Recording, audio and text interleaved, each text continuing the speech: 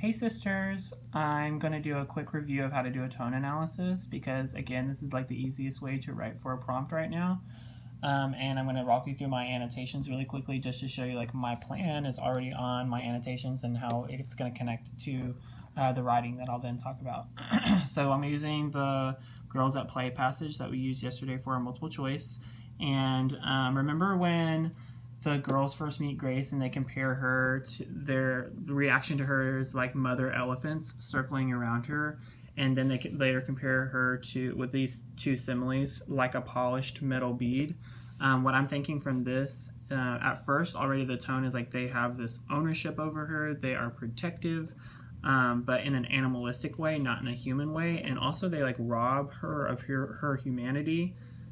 When they hear her name, they compare her to like a polished metal bead. So like they can collect her like a metal bead instead of the human girl that she is. So again, I just noticed that there's a simile and that she's being objectified, and the girls want to possess her and own her. They don't want to like be friends with her. And then later there's this detail about they tuck a stray lock behind her hair, and this sounds like a controlling mother who's being critical of her daughter's appearance rather than, again, a friend.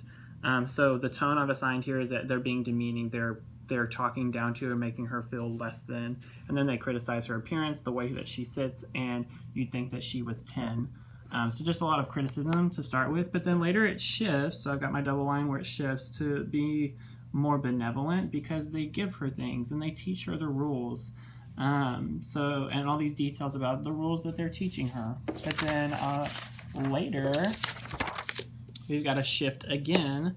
So I'm going to walk, like, my writing is going to walk through the shifts between demeaning to generous and benevolent, then back to possessive and demeaning again when they see this new creature, again, not a human, but a creature with darkened eyes and sleek clothing.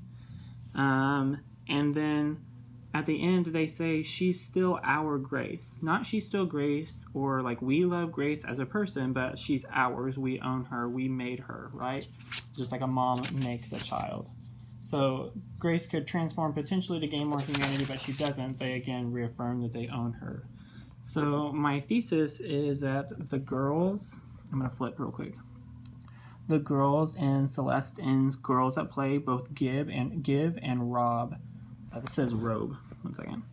That's supposed to say rob. They give and rob Grace of her humanity, revealed. Okay, so my answer to the question, if this was a prompt about like what's their complex relationship, they give her humanity and then they take it away from her through the use of similes and diction that I noticed as I read. So I've started and then I'll finish writing in this video.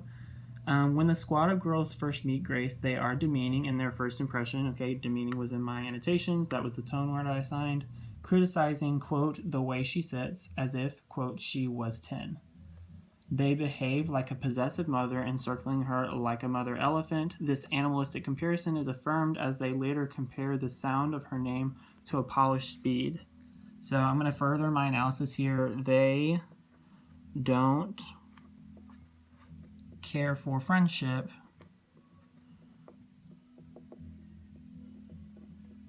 Grace is simply an object for them to own.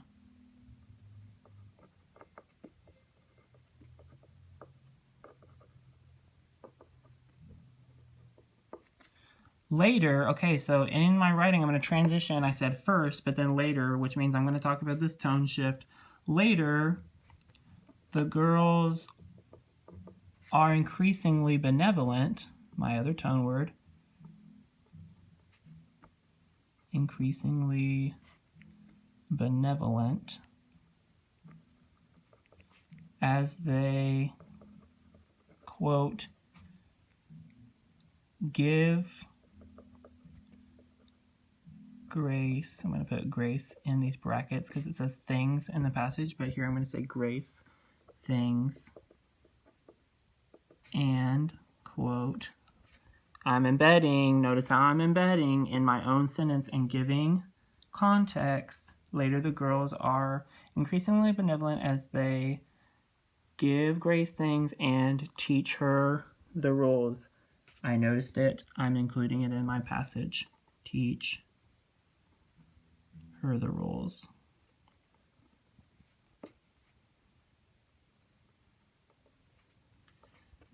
My analysis, they are seemingly giving Grace more power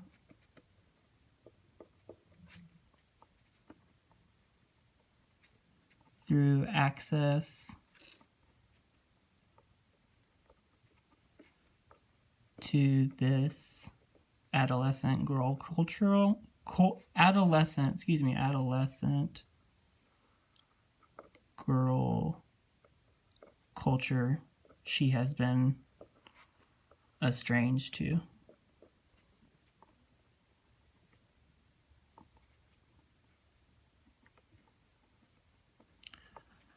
Okay, for time's sake, I'm gonna then talk about, but I would go on to write about like, but by the end, they prove themselves to still be demeaning because they refer to her as, quote, our Grace and a, quote, new creature instead of transforming her into a more human version of herself.